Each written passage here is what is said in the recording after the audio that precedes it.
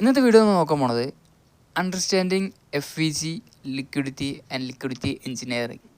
അതായത് FVG എന്താണ്, liquidity എന്താണ്, ലിക്വിഡിറ്റി എഞ്ചിനീയറിംഗ് എന്താണെന്നുള്ള കാര്യം സിമ്പിളായിട്ട് ഈസി ആയിട്ട് ഇന്നത്തെ വീഡിയോയിലൂടെ മനസ്സിലാക്കാൻ നോക്കാം. ഓക്കെ, വീഡിയോയിലോട്ടോ. നമുക്ക് ഇനീഷ്യലായിട്ട് നമ്മൾ നോക്കാൻ പോണത് FVG. നമുക്ക് FVG പറയുമ്പോൾ തന്നെ അറിയാം, FVG രണ്ട് ടൈപ്പുള്ള FVG ഉണ്ട്. ഒന്ന് ബുള്ളിഷ് FVG ഉണ്ട്, ഒന്ന് ബിയറിഷ് FVG ഉണ്ട്. സോ ഇനീഷ്യലായിട്ട് ഞാൻ പറയുകയാണെന്നുണ്ടെങ്കിൽ മാർക്കറ്റ് രണ്ട് തരത്തിൽ മൂവ് ചെയ്യും. ഒന്ന് ഹെവി ആയിട്ട് പുഷ് ചെയ്തിട്ട് മൂവ് ചെയ്യും, അല്ലാന്നുണ്ടെന്ന് വെച്ച് കഴിഞ്ഞാൽ മാർക്കറ്റ് ബാലൻസ് ചെയ്തിട്ട് മൂവ് ചെയ്യും. ബാലൻസ് ചെയ്തിട്ട് മൂവ് ചെയ്യാന്ന് വെച്ച് കഴിഞ്ഞാൽ മാർക്കറ്റ് അവിടെ പെൻഡിങ് ഓർഡേഴ്സ് ഇല്ലാണ്ട് മാർക്കറ്റ് കറക്റ്റായിട്ട് ബാലൻസ് ചെയ്തിട്ട് മാത്രമായിരിക്കും മൂവ് ചെയ്യുക. അപ്പോൾ അങ്ങനെ ബാലൻസ് ചെയ്ത് മൂവ് ചെയ്യാണ്ടിരിക്കുന്ന സമയങ്ങളിൽ മാർക്കറ്റ് ഒരു ഹ്യൂജ് മൂവ് സംഭവിക്കും. ബാലൻസ് ചെയ്തിട്ടുള്ള മൂവ് അല്ല സംഭവിച്ചിട്ടുള്ളതെന്ന് വെച്ച് കഴിഞ്ഞാൽ അതിനർത്ഥം എന്താ, മാർക്കറ്റിൽ ഒരു ഹ്യൂജ് മൂവ് സംഭവിച്ചിട്ടുണ്ടാവും. ആ ഒരു ഹ്യൂജ് മൂവ് മാർക്കറ്റിൽ സംഭവിക്കുന്ന സമയത്ത് അവിടെ പെൻഡിങ് ആയിട്ട് കുറച്ച് ഓർഡേഴ്സ് ഉണ്ടാവും. അവിടെ പെൻഡിങ് ആയിട്ടുള്ള ഒരു ഓർഡേഴ്സ് വരുന്ന സമയത്ത് അതിനെ പറയുന്നതാണ് FVG എന്ന് പറയാം. അപ്പോൾ ഈ ഒരു FVGൻ്റെ ഒരു കോംപ്ലിക്കേറ്റഡ് അല്ലാണ്ട് നമുക്കിപ്പോൾ FVG ഒരു മാർക്കറ്റിൽ കണ്ടു കഴിഞ്ഞാൽ മനസ്സിലാക്കാൻ പറ്റിയ രീതിയാണ് പറഞ്ഞുതരാൻ പോണത്. ഓക്കെ, നമുക്കിപ്പം FVGക്ക് എന്താ വേണ്ടത്, ഒരു ബേസിക്കായിട്ട് വേണ്ട കാര്യം ഒരു 3 ക്യാൻഡിൽ ഫോർമേഷൻ ആയിരിക്കും. FVG എന്ന് പറയുന്നത് ഒരു 3 ക്യാൻഡിൽ എന്തായാലും ഉണ്ടാവണം. ആ ഒരു 3 ക്യാൻഡിലിൽ ഈ ഒരു ഫസ്റ്റ് ക്യാൻഡിലിൻ്റെ ഹൈയും തേർഡ് ക്യാൻഡിലിൻ്റെ ലോയും ടച്ച് ചെയ്തിട്ടുണ്ടാവാൻ പറ്റില്ല. മനസ്സിലായോ? ഫസ്റ്റ് ക്യാൻഡിലിൻ്റെ ഹൈയും തേർഡ് ക്യാൻഡിലിൻ്റെ ലോയും ടച്ച് ചെയ്തിട്ടുണ്ടാവാൻ പറ്റില്ല. അത് ടച്ച് ചെയ്യാണ്ടിരിക്കുകയാണെന്നുണ്ടെങ്കിൽ ആ ഒരു മിഡിലുള്ള ക്യാൻഡിലിൻ്റെ ഇടയിലുള്ള ആ ഗ്യാപ്പില്ലേ, അതായത് ഈ ഒരു ഗ്യാപ്പ്, ഈ ഗ്യാപ്പിനെ പറയണതാണ് ബുള്ളിഷ് FVG. ഫസ്റ്റ് ക്യാൻഡിലിൻ്റെ ഹൈയും തേർഡ് ക്യാൻഡിലിൻ്റെ ലോയും ഇത് രണ്ടും ടച്ച് ചെയ്തിട്ടില്ല. അപ്പോൾ ഇത്രയും ഭാഗം ബാലൻസ്ഡ് ആണ്, ഇത്രയും ഭാഗം ബാലൻസ്ഡ് ആണ്, ഇത്ര ഭാഗം മാർക്കറ്റിൽ ബാലൻസ്ഡ് അല്ല. അതായത് ഈ ഒരു ക്യാൻഡിലിൻ്റെ സെക്കൻഡ് ക്യാൻഡിലിൻ്റെ ഈ ഒരു ഭാഗം, ഇത്രയും ഭാഗം ബാലൻസ്ഡ് അല്ല. അപ്പോൾ ഇതിനെ പറയുന്നതാണ് FVG. ഈ ഒരു ഗ്യാപ്പിനെ പറയുന്നതാണ് bullish fair value gap. Market അപ്സൈഡിലോട്ട് പോയിക്കൊണ്ടിരിക്കുന്ന സമയത്ത് ഇങ്ങനെ ഒരു ഗ്യാപ്പ് സംഭവിക്കുകയാണെന്നുണ്ടെങ്കിൽ നമ്മൾ പറയും ബുള്ളിഷ് ഫെയർ വാല്യൂ ഗ്യാപ്പ് എന്ന് പറയും. അതേപോലെ മാർക്കറ്റിൽ അനദർ കണ്ടീഷനാണ്, മാർക്കറ്റ് ഡൗൺ സൈഡിലോട്ട് വന്നുകൊണ്ടിരിക്കുന്ന സമയത്ത് ഒരു 3 ക്യാൻഡിൽ ഫോർമേഷൻ ഉണ്ടായി. ആ 3 ക്യാൻഡിൽ ഫോർമേഷൻ ഉണ്ടാവുന്ന സമയത്ത് ഫസ്റ്റ് ക്യാൻഡിലിൻ്റെ ലോയും തേർഡ് ക്യാൻഡിലിൻ്റെ ഹൈയും നോട്ട് ചെയ്യുക. ഫസ്റ്റ് ക്യാൻഡിലിൻ്റെ ലോയും തേർഡ് ക്യാൻഡിലിൻ്റെ ഹൈയും തമ്മിൽ ടച്ച് ചെയ്യാൻ പറ്റില്ല. അത് ടച്ച് ചെയ്യാണ്ട് അതിൻ്റെ ഈ ഇടയിലുള്ള ഈ ഭാഗത്തിന് പറയണ പേരാണ് ബിയറിഷ് ഫെയർ വാല്യൂ ഗ്യാപ്പ്, അതായത് ബിയറിഷ് FVG എന്ന് പറയുന്നത്. ഓക്കെ, അപ്പോൾ മാർക്കറ്റിൽ ഇതിൻ്റെ ബേസിക് അണ്ടർസ്റ്റാൻഡിങ് എന്താണെന്ന് അറിയോ? മാർക്കറ്റിൽ ഒരു ഹ്യൂജ് പുഷ് സംഭവിച്ചു. ഇവിടെ മാർക്കറ്റ് ഒരു ഡൗൺ ക്ലോസ് ക്യാൻഡിൽ ഉണ്ടാക്കി. എൻ്റെ മാർക്കറ്റിൽ ഇവിടെ ചെറുതായിട്ടൊരു ഡൗൺ ക്ലോസ് ക്യാൻഡിൽ ഉണ്ടാക്കാണ്ട് ഒരു huge push സംഭവിച്ചിരിക്കുകയാണ്.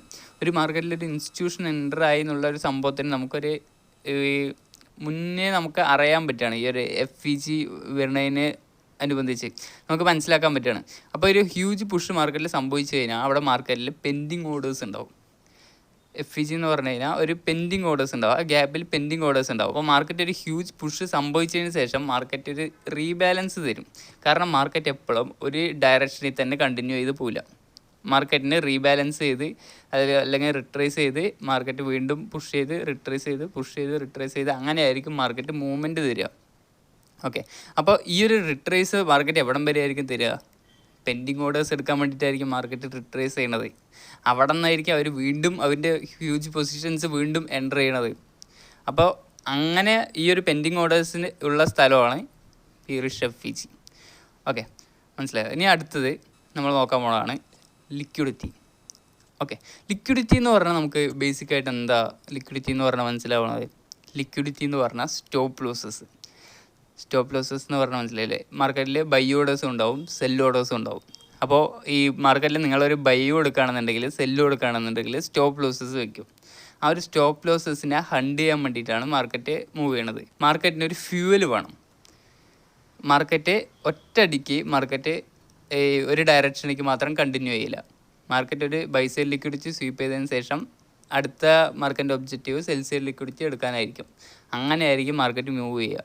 Market by side liquidity എടുക്കുകയാണെന്നുണ്ടെങ്കിൽ ഒരു സെൽ സൈഡ് ലിക്വിഡിറ്റി സ്വീപ്പ് ചെയ്തതിന് ശേഷമായിരിക്കും ഒരു ബൈ സൈഡ് ലിക്വിഡിറ്റിയിലോട്ട് പോവുക. അപ്പോൾ ഇതിന് ഉദാഹരണം നിങ്ങൾക്ക് സിമ്പിളായിട്ട് ഞാൻ പറഞ്ഞുതരാം. ഇപ്പോൾ ഉദാഹരണം, നിങ്ങളൊരു ബൈക്ക് എടുക്കുക. ഒരു ബൈക്ക് ഒരു ഇനീഷ്യൽ ഡെസ്റ്റിനേഷൻ തൊട്ട് ഒരു ലോങ് ട്രിപ്പാണെന്ന് തന്നെ കണക്കാക്കിക്കോളൂ. അപ്പോൾ ഒരു ഇനീഷ്യൽ ഡെസ്റ്റിനേഷൻ തൊട്ട് ഒരു ഫൈനൽ ഡെസ്റ്റിനേഷൻ ഉണ്ടാവും. ഇപ്പോൾ കേരള ടു ലഡാക്ക് അങ്ങനെ ഒരു ലോങ് ഡിസ്റ്റൻസ് എടുക്കുക. Kerala to Ladakh or Kerala to Delhi അങ്ങനെ ഒരു ലോങ് ഡിസ്റ്റൻസ് എടുക്കുക. അങ്ങനെ ലോങ് ഡിസ്റ്റൻസ് എടുത്തു കഴിഞ്ഞാൽ നമുക്കിപ്പോൾ ഒരു വണ്ടിക്ക് ഒറ്റ സ്ട്രെച്ചിൽ അത്ര ഡിസ്റ്റൻസ് ട്രാവൽ ചെയ്യാൻ പറ്റില്ല. മനസ്സിലായോ? ഒറ്റ സ്ട്രെച്ചിൽ അത്ര ഡിസ്റ്റൻസ് ട്രാവൽ ചെയ്യാൻ പറ്റില്ല. അങ്ങനെ ട്രാവൽ ചെയ്യാൻ നോക്കിക്കഴിഞ്ഞാൽ വണ്ടി പകുതി വെച്ച് നിന്ന് പോകും. അതെന്താ കാരണം? വണ്ടിയിൽ ഫ്യൂലില്ല. അപ്പോൾ ഇതിന് നമ്മൾ എങ്ങനെയായിരിക്കും മൂവ് ചെയ്യുക? കുറച്ച് ഡിസ്റ്റൻസ് പോയി ഫ്യൂൽ ചെയ്തു, കുറച്ച് ഡിസ്റ്റൻസ് പോയി ഫ്യൂൽ ചെയ്തു, കുറച്ച് ഡിസ്റ്റൻസ് പോയി ഫ്യൂൽ ചെയ്തു, കുറച്ച് ഡിസ്റ്റൻസ് പോയി ഫ്യൂൽ ചെയ്തു. എന്നിട്ടായിരിക്കും നമ്മുടെ വണ്ടി ആ ഒരു ഫൈനൽ ഡെസ്റ്റിനേഷനിൽ എത്തുക. മനസ്സിലായില്ലേ? ഇതേപോലെ ആയിരിക്കും മാർക്കറ്റിൽ സംഭവിച്ചുകൊണ്ടിരിക്കുക. മാർക്കറ്റ് ഒരു പുഷ് സംഭവിച്ചു, ആൻഡ് മാർക്കറ്റിൽ കുറച്ച് റിട്രേസ് ചെയ്തു. റിട്രേസ് ചെയ്യണത് എന്താ? മാർക്കറ്റ് ഫ്യൂൽ ചെയ്യാണ്, മാർക്കറ്റിലെ ഓർഡേഴ്സ് കളക്ട് ചെയ്യാണ്. മാർക്കറ്റിലെ ഓർഡേഴ്സ് കളക്ട് ചെയ്തു, വീണ്ടും മാർക്കറ്റ് പുഷ് ചെയ്തു, വീണ്ടും മാർക്കറ്റിലെ ഫ്യൂവൽ തീർന്നതിന് ശേഷം ഫ്യൂവൽ കളക്ട് ചെയ്തു, വീണ്ടും മാർക്കറ്റ് പുഷ് ചെയ്തു, ഫ്യൂവൽ കളക്ട് ചെയ്തു, പുഷ് ചെയ്തു. ആ ഫ്യൂവലിനെ പറയണതാണ് ലിക്വിഡിറ്റി. ആ ഒരു ഓർഡേഴ്സ് കളക്ട് ചെയ്തതിന് ശേഷമായിരിക്കും മാർക്കറ്റ് ബാലൻസ്ഡ് ആയിട്ടായിരിക്കും മാർക്കറ്റ് മൂവ് ചെയ്യുക. ഓക്കെ, എപ്പോഴും മാർക്കറ്റ് ഈ ഒരു സ്ട്രെയിറ്റ് ഡയറക്ഷനിൽ മാത്രം മാർക്കറ്റ് മൂവ് ചെയ്യില്ല. മാർക്കറ്റ് മേലോട്ട് പോകുകയാണെന്നുണ്ടെങ്കിൽ മേലോട്ട് പോയി റിട്രേസ് ചെയ്തു, മേലോട്ട് പോയി റിട്രേസ് ചെയ്തു, മേലോട്ട് പോയി റിട്രേസ് ചെയ്തു. അതേപോലെ തന്നെ വൈസ് വേഴ്സയാണ് ഡൗൺ സൈഡിലോട്ട് വരുമ്പോഴും. ഓക്കെ, എന്താ നമ്മൾ നോക്കാൻ പോകുന്നതാണ് ഇതിൻ്റെ ഒരു ഗ്രാഫിൽ നമുക്ക് എങ്ങനെ ഐഡൻറ്റിഫൈ ചെയ്യാം. ഇത് ഈ ഒരു എക്സാമ്പിൾ ലിക്വിഡിറ്റി എൻജിനീയറിംഗ് ആയിട്ട് നമുക്ക് മനസ്സിലാക്കാൻ പറ്റും. അതിന് സാമ്യമായിട്ടാണ് ഈ ഒരു എക്സാമ്പിൾ ഉള്ളത്. ഓക്കെ, നമ്മൾ എടുത്തിട്ടുള്ളത് യൂറോ യുഎസ്ഡിയിലെ 50 മിനിറ്റ് ടൈം ഫ്രെയിമാണ്. യൂറോ യുഎസ്ഡിയിലെ 50 മിനിറ്റ് ടൈം ഫ്രെയിമാണ്. അപ്പോൾ ഈ ഒരു 50 മിനിറ്റ് ടൈം ഫ്രെയിമിൽ നമുക്കിവിടെ നോക്കുമ്പോൾ തന്നെ കാണാൻ പറ്റും മാർക്കറ്റിലൊരു കൺസോൾട്ടേഷൻ റേഞ്ച് ഉണ്ട്. ഒരു ഈക്വൽ ഹൈ ഉണ്ട്, ഒരു ഈക്വൽ ലോസും ഉണ്ട് മാർക്കറ്റ് ഈ ഒരു റേഞ്ചിൽ തന്നെ മാർക്കറ്റ് കുറേ നേരം നിന്നിരിക്കുകയാണ്. അപ്പോൾ ഈ ഒരു റേഞ്ചിൽ തന്നെ നിന്നതിന് ശേഷം മാർക്കറ്റ് ഈ ഒരു ഹൈ ഇവിടെ ബ്രേക്ക് ചെയ്തിട്ടില്ലേ? ഈ ഒരു ഹൈ ഇവിടെ ബ്രേക്ക് ചെയ്തതിന് ശേഷം മാർക്കറ്റ് ഒറ്റയടിക്ക് മേലോട്ട് പുഷ് ചെയ്തിട്ടില്ല. അതിന് റീസൺ എന്താ? മാർക്കറ്റിൽ ലിക്വിഡിറ്റി ഇല്ല. മാർക്കറ്റിൽ ഒറ്റയടിക്ക് പുഷ് ചെയ്യാൻ വേണ്ടിയിട്ട് മാർക്കറ്റിൽ വേണ്ടത്ര ഫ്യൂൽ ഇല്ല. അപ്പോൾ മാർക്കറ്റ് ഈ ഒരു ഹൈ മാർക്കറ്റ് ടേക്ക് ചെയ്തതിന് ശേഷം മാർക്കറ്റ് ഈ ഒരു ലോയിലോട്ട് വന്നു. കാരണം എന്താ?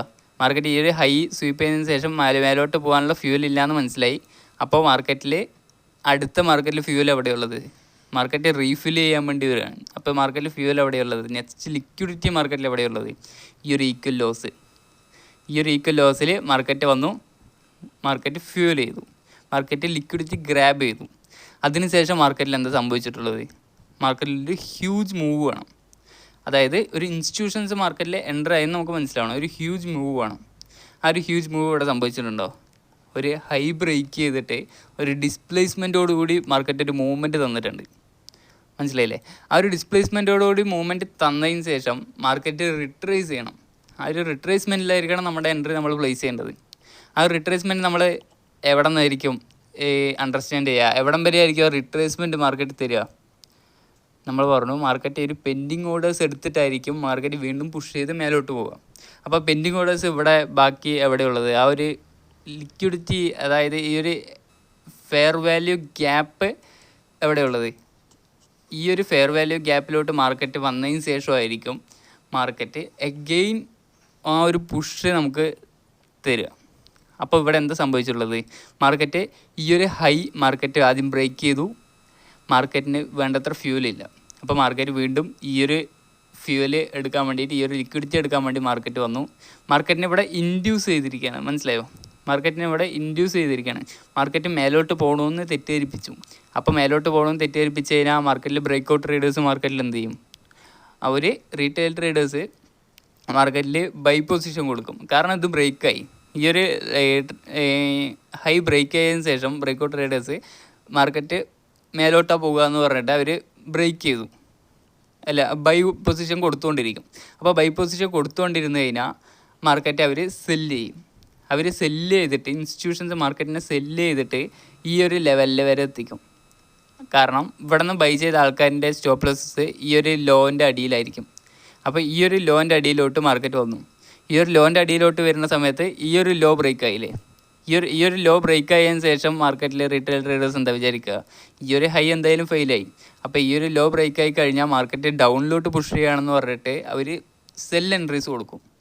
അവർ സെൽ എൻട്രീസ് കൊടുത്തു കഴിഞ്ഞാൽ ഇൻസ്റ്റിറ്റ്യൂഷൻസ് ബൈ എൻട്രീസ് അവരുടെ പ്ലേസ് ചെയ്യും.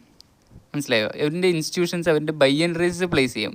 കാരണം മാർക്കറ്റിൽ retail traders cell entries place ചെയ്യുമ്പോൾ ഇൻസ്റ്റിറ്റ്യൂഷൻ ട്രേഡേഴ്സ് അവരുടെ ബൈ എൻട്രീസ് പ്ലേസ് ചെയ്യും. അപ്പം എന്താവും, മാർക്കറ്റ് ഒരു ഹ്യൂജ് മൂവ്, ഒരു പെട്ടെന്നുള്ളൊരു ഹ്യൂജ് മൂവ് മാർക്കറ്റിൽ സംഭവിക്കും. കാരണം മാർക്കറ്റിലെ സെല്ലേഴ്സിന് വേണ്ട, സെല്ലേഴ്സ് സെല്ല് ചെയ്യണതിനനുസരിച്ചിട്ട് വാങ്ങിക്കാൻ ആൾക്കാരുണ്ട്. ആരാ വാങ്ങിക്കണത്? ഇൻസ്റ്റിറ്റ്യൂഷൻസാണ് വാങ്ങിക്കണത്. അപ്പോൾ ഇതിൽ ഹ്യൂജ് മണി ആരുടെ കയ്യിലുള്ളത്? ഇൻസ്റ്റിറ്റ്യൂഷൻസിൻ്റെ കയ്യിലുള്ളത്. അപ്പോൾ മാർക്കറ്റ് ആർക്കനുസരിച്ചിട്ടായിരിക്കും മൂവ് ചെയ്യുക? ഇൻസ്റ്റിറ്റ്യൂഷൻസിനനുസരിച്ചിട്ടായിരിക്കും മാർക്കറ്റ് മൂവ് ചെയ്യുക. അതുകൊണ്ടാണ് ഈ ഒരു ഹ്യൂജ് മൂവ് സംഭവിച്ചിരിക്കുന്നത്. അത് ഈ ഒരു ഹൈ ബ്രേക്ക് ചെയ്തിട്ട് ഈ ഒരു FEGയോടുകൂടി മാർക്കറ്റ് മൂവ് സംഭവിച്ചു. ആൻഡ് മാർക്കറ്റ് റിട്രേസ് ചെയ്ത് ഈ ഒരു FEGൻ്റെ ഉള്ളിൽ ടാപ്പ് ചെയ്തതിന് ശേഷം മാർക്കറ്റ് ഡയറക്ഷനിലേക്ക് കണ്ടിന്യൂ ചെയ്തു. ഇങ്ങനെ ആവണം മാർക്കറ്റിനെ വ്യൂ ചെയ്യണമെന്ന് വെച്ച് കഴിഞ്ഞാൽ. ഓക്കെ, ഇന്നത്തെ വീഡിയോയിൽ പറഞ്ഞ FEGയും ലിക്വിഡിറ്റി ആൻഡ് ലിക്വിഡിറ്റി എഞ്ചിനീയറിംഗ് എന്നുള്ള കാര്യങ്ങൾ മനസ്സിലായെന്ന് വിചാരിക്കുന്നു. അടുത്ത വീഡിയോ കാണുന്നവരെ ഓക്കെ, ബൈ.